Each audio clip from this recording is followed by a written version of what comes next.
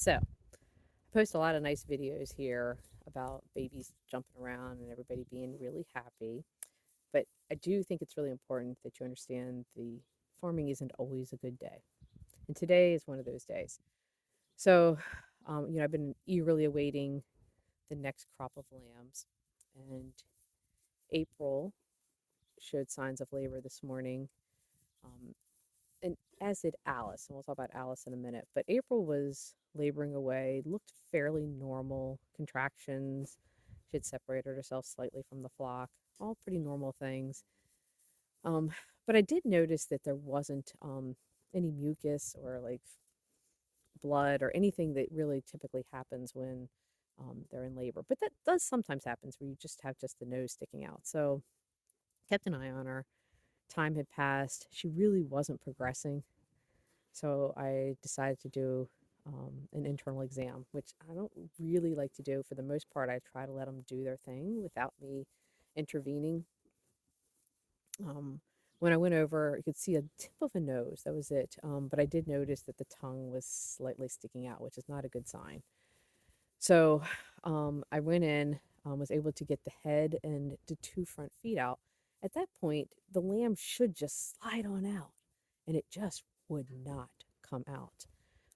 At one point, I was literally just laying in the mud, pulling and pulling and pulling and pulling, and I just couldn't get it out. And poor April was not enjoying this process, of course. Not only isn't she in labor, but she's got somebody with her hands up in her and pulling on things. And so it's not fun. I mean, but you have to do it. You cannot just let that animal suffer. So you have to keep moving and doing it. And at this point, I knew the lamb was dead. There's no way that that lamb was going to live. But I did want to help April. And obviously, you have to get the lamb out. I called a friend. Oh my God, what a good neighbor, right? So she comes over and she's not a livestock person. She's never done this. And so at this point, I go to get what's called a lamb puller. And as I'm getting a lamb puller, she is pulling on that lamb and she gets that lamb out. So good for her. I'm really proud of her. But she got the lamb out. The lamb was dead. Afterwards, I did do an exam on April to see what was going on, right? Like, why did this happen? April had a stillborn last year. And I thought this is really odd because I've never had a stillborn except for that one last year. And then to have a second one from the same ewe tells me something, right? So I did an exam. And when I did, when I was in there, one, there was no other baby. So that was one thing I was checking for. The second thing is her cervix was really small. And so what I think is happening, and of course I don't know for sure, is that the cervix is so small that it's just kind of getting stuck, right? Like the baby is basically suffocating, kind of going through that cervical canal. And so the babies aren't going to be able to live. So she will not be rebred. You know, one time, probably just maybe an exact accident. Second time, we're not going to repeat that process. So, just as a warning, I'm going to show you April and her baby. So if that's not something you want to see, you might want to turn the video off now. I'm not going to get up close, but I am going to show you what happens um, and what I do because I don't just take away the baby after the baby's born. It's really important that she has a chance to grieve, to realize that her baby is dead. And so this is, let me see if I can turn this around. I don't know if I can. Isn't that crazy? Let's see.